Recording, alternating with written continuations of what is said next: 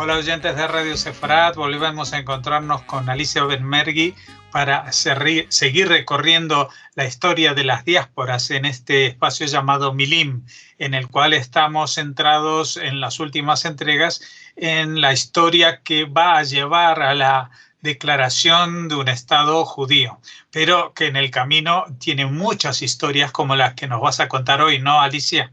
Sí, tal cual. Voy a hablar de una historia que la gente que se especializa en estos temas la conoce muy bien, pero en general no es una historia demasiado conocida por la gente. Y es la historia de lo que pasó con los polacos en Rusia.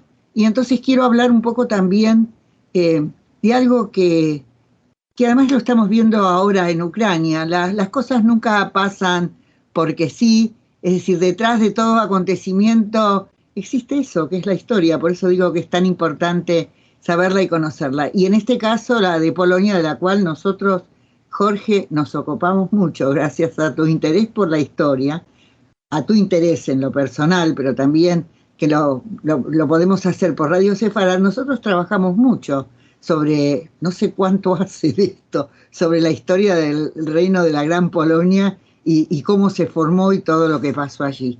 Y bueno, nosotros tenemos una historia, no me acuerdo si llegamos en la... Sí, creo que también hablamos de lo que pasó en la Primera Guerra Mundial. No lo tengo claro, tendríamos que volver a mirar todo lo que nosotros contamos sobre esta historia de las diásporas.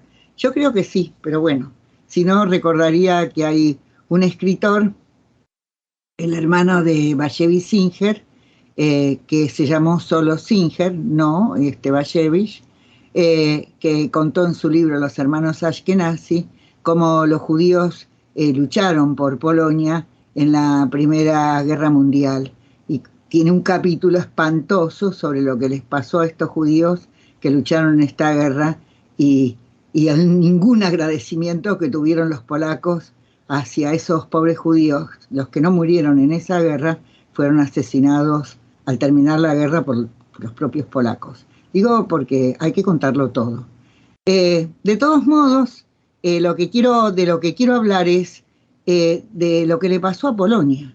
A Polonia es un país, si lo miramos bien, que tuvo muy pocos años de historia independiente después que lo dividen en los tres grandes imperios existentes a fines del siglo XVIII. El norte se lo lleva Austria, los Habsburgo, el sur va a parar al imperio zarista y el este va a parar a manos de Prusia. Y entonces ahí prácticamente casi desaparece Polonia. Y habitualmente cuando yo le cuento a la gente o uno habla de los pogroms que existieron a partir de 1880, la gente te dice, bueno, pero eso pasó también en Polonia. Y entonces vos mirás y decís, bueno, pero Polonia no era un país en esa época, formaba parte de lo que era el imperio zarista y bueno, y en esa región vivían judíos porque los judíos tenían que vivir en la zona de residencia, no en el imperio zarista, porque los rusos no querían judíos en su territorio. Los únicos que había eran los que estaban ocultos y los que vivían en San Petersburgo, que eran muy ricos y muy necesarios para el imperio zarista, que eran industriales necesarios para el imperio zarista. El resto no, porque siempre existió un profundo antisemitismo en Rusia, que además estaba estimulado también por la misma religión, la religión ortodoxa rusa, que odiaba, no sé cuál, creo que fue mucho más en el fondo, mucho más antisemita de lo que, o antijudía, como te guste más, que el catolicismo. Bueno, lo cierto es que existe, bueno, y entonces Polonia no existe, no se empieza a recuperar como país hasta después del fin de la Primera Guerra Mundial, donde desaparece el imperio zarista, donde desaparece el imperio austríaco, y entonces ahí se vuelve a formar y además también el Tercer Reich, de lo que es la Alemania, que se había formado, que había nacido en 1871, también entra en una debacle muy grande. Y entonces ahí surge Polonia. Y Polonia permanece como Estado republicano independiente hasta que es invadida en 1939 por Rusia Rusia y Alemania establecen un pacto en 1939. Un pacto de no agresión y entonces entre los rusos y los alemanes invaden Polonia y se la dividen. Hay una región que le va a pertenecer al imperio zarista y otro que le va a pertenecer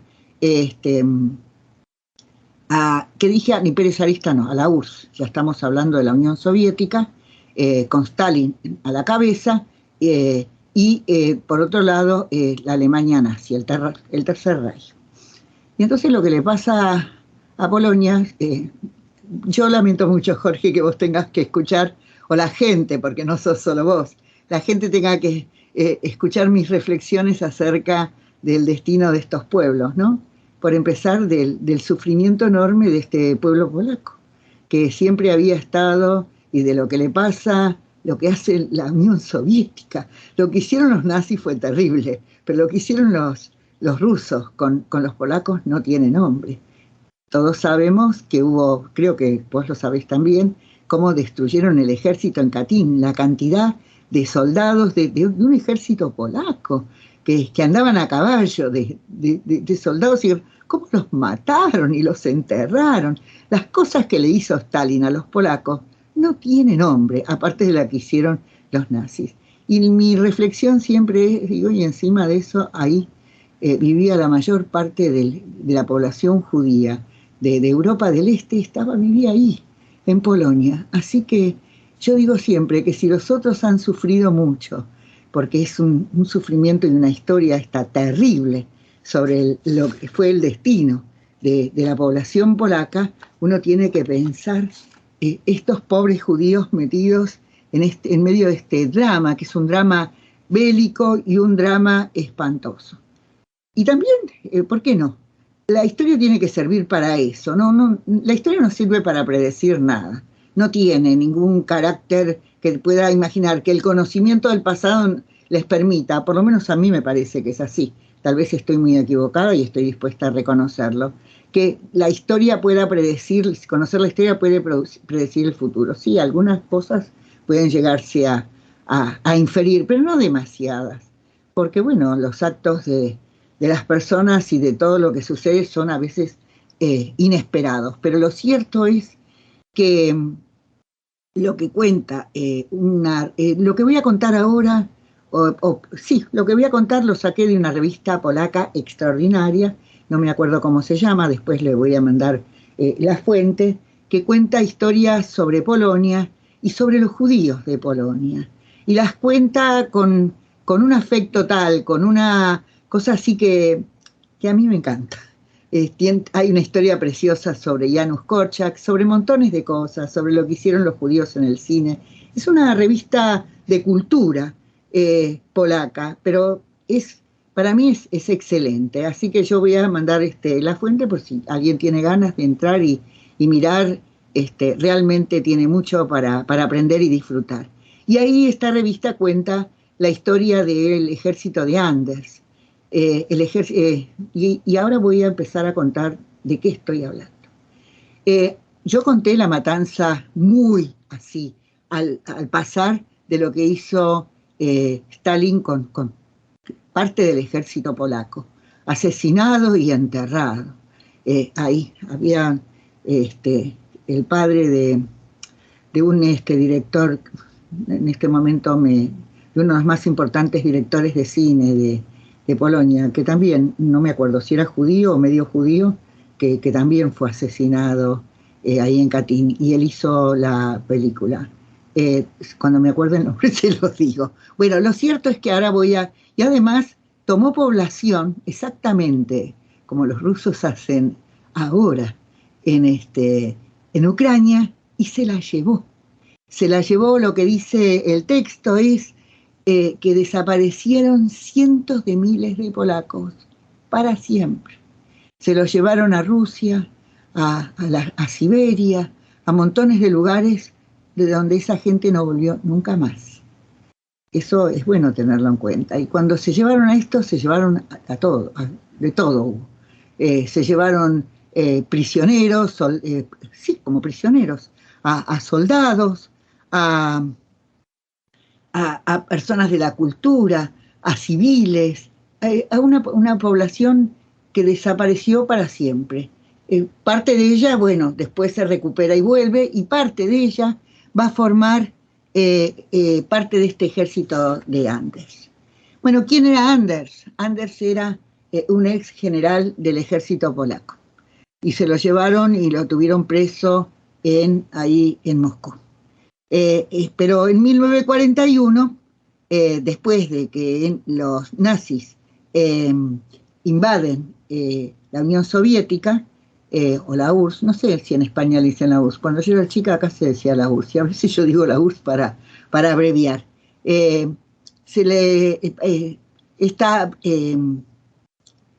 libera a todos los prisioneros polacos. Yo pienso que a los que quedaron vivos, porque los gulags no eran lugares muy agradables para vivir. Estamos hablando de uno de los regímenes más cruentos de la historia de Rusia, que en general no es una historia ni muy pacífica ni muy tolerante con todos los lugares que invadió, hasta con su propia población. ¿Por qué no lo vamos a decir? Y en este caso muchísimo menos como con los prisioneros. Parece ser que es una conducta, yo no voy a decir atávica, porque realmente en este momento Putin formó parte de lo que es la historia del comunismo. No sé cuánto él conocería la historia esta de lo que sucedió ahí con los polacos, pero bueno, su formación la tuvo, así que esa conducta también la tuvo y la mantuvo. La tiene y la mantiene. Bueno, lo cierto es que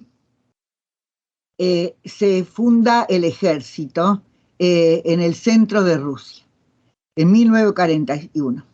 Y se dice que es una de las formaciones militares, eso cuenta la revista, más inusuales de la historia. Eran ciudadanos de la Segunda República Polaca, eran ex soldados del ejército, prisioneros de los gulags, recién liberados y civiles y unidos, acá cuenta, y gente común y corriente. Pero sobre todo, lo que cuenta y lo que hace hincapié esta revista es que mucha de esta gente era gente de la cultura, intelectuales, artistas y otra gente involucrada en actividades culturales. Bueno, como un productor de cine de origen judío, no voy a contarlo ahora porque no vamos a alcanzar. Y entonces cuenta que de esta pequeña Polonia que surge en Irak y en Italia, se forma la República de Polonia, una pequeña República de Polonia. Y él va a llevar este ejército, lo va a llevar a través de Persia, de Irán, hasta Israel, y después de Israel, este ejército de Anders va a combatir en Italia en la Segunda Guerra Mundial. ¿Por qué los liberan? Bueno, porque los liberan porque entraron los nazis, ya está, ya los tienen ahí. El proyecto de Hitler de destruir a los comunistas empezaba a tener visos de realidad. El tema es que no se dio cuenta con quién estaba tratando y en qué lugar era que esto estaba sucediendo, porque Hitler no tenía todos los saberes y todas las condiciones que él creía que tenía, y bueno, y ahí se va a producir, por suerte, la debacle del ejército nazi y empieza a remontar la historia de la guerra. Pero bueno, estos prisioneros polacos fueron liberados en 1941. Entonces es una época de aniversario. Y dice que en el norte de Rusia se formó un ejército bajo el liderazgo de Anders, y que había sido liberado de la prisión que había estado en Moscú. Y Anders dijo que es la primera vez, lo quiero citar, que los soldados que desfilaron delante de él estaban todos descalzos. Esto va a ser como también una elegía, no sé una elegía, pero una cosa para entender un poco también el nacionalismo polaco, en dónde se gestó y por qué fue tan fuerte. Tuvo su base o su origen, sobre todo lo que les permitió a los polacos mantener su identidad a través de siglos de estar sujetos y ser prisioneros, sí, porque de alguna manera conservaron su identidad como nación polaca a través de la religión católica. Esto es algo muy importante de saberlo y entenderlo, porque los demás pobres, a manos de los rusos, les fue prácticamente quitado su idioma, su historia, fue algo terrible que le hicieron los rusos. No creo que los austríacos hayan sido más bondadosos, no creo que ninguno de todos ellos. Y también quiero agregar algo que no está acá en este texto, porque lo que sí quiero decir es que los polacos lucharon con denuedo en la Segunda Guerra Mundial con la esperanza de que iban a ser otra vez libres, que lo hicieron con un heroísmo increíble, porque tenía que ver con volver a ser una nación independiente. Y cuando termina la guerra se sienten traicionados por los aliados, porque finalmente, después de todos los sacrificios que habían hecho y de todo el ejército que había luchado bajo las órdenes de los aliados, se ven traicionados porque la Unión Soviética ocupa Polonia, y bueno, todos sabemos que hasta que no cae la Unión Soviética o Polonia no logra liberarse hasta que Polonia logra liberarse de la URSS, que pasaron tantos años. Así que hubo una sensación también, cuando termina la guerra, de que Polonia fue usada y traicionada. Entonces empiezo a contar que este ejército se forma, y además se forma con la anuencia de Stalin y del primer ministro de la Polonia en el exilio, que decide aumentar su ejército al número de 96.000 soldados. Esto es más o menos para 1942. Y es un ejército formado por la Polonia en el exilio. Y este ejército los van a ser derivados a las regiones son 96.000 que van a ser derivados a Uzbekistán, Kirguistán y el sur de Kazajstán. Pero para abril de 1942, los soviéticos detienen absolutamente el reclutamiento de este ejército de Anders y se toma la decisión de evacuarlos a Persia e Irán. Lo que había pasado con esos soldados que habían estado ahí en Kirguistán, en Kazajstán y, a ver el nombre porque no es nada sencillo, Uzbekistán, es que muchísimos allí murieron de tifus, de distintas pestes. Me imagino que no comerían demasiado seguido, más vale que eso sería salteado, pero además una peste terrible de tifus y de otras enfermedades que prácticamente los diezmó. Y en 1942 se toma la decisión de exiliar, de que este ejército, yo diría desarrapados y vagabundos, pobrecitos, se van. Y dice que es el movimiento de exilio más grande que existió en la Unión Soviética, porque son 117.000 personas que se van a Irán. Y de allá en el reclutamiento van a ser organizados y van a marchar a través de Asia hasta llegar a Israel, van a cruzar y van a llegar hasta Europa a través de todas las vicisitudes y de todo lo que tuvieron que pasar, les vamos a contar ahora, pero sobre todo de los judíos que marcharon con este ejército de soldados verdaderamente. A veces se pregunta uno cómo lo hicieron, hambrientos y y desarrapados, ¿por qué no usar de vuelta la expresión? Y entre ellos, uno de los más conocidos en este ejército que marchó estaba Begin, cuya familia ya había sido atrapada y asesinada por los nazis. Y él llega a la Palestina de esa época en las filas del ejército de Anders. Y eso es algo que la revista esta va a contarnos, nos va a contar sobre todo esto y sobre las vicisitudes y de cómo se sintieron los polacos no judíos en medio de una Palestina cuya gran parte de su población en aquel momento eran judíos polacos que además de hablar yiddish hablaban polaco. Pero me parece que esta es una historia que la vamos a seguir contando la próxima vez. ¿O querés que hablemos de algo más, Jorge? No, me parece correcto y vamos a invitar a los oyentes a seguir con nosotros en las próximas entregas para seguir hablando de este ejército de Anders, este ejército polaco que también estuvo en la Palestina británica.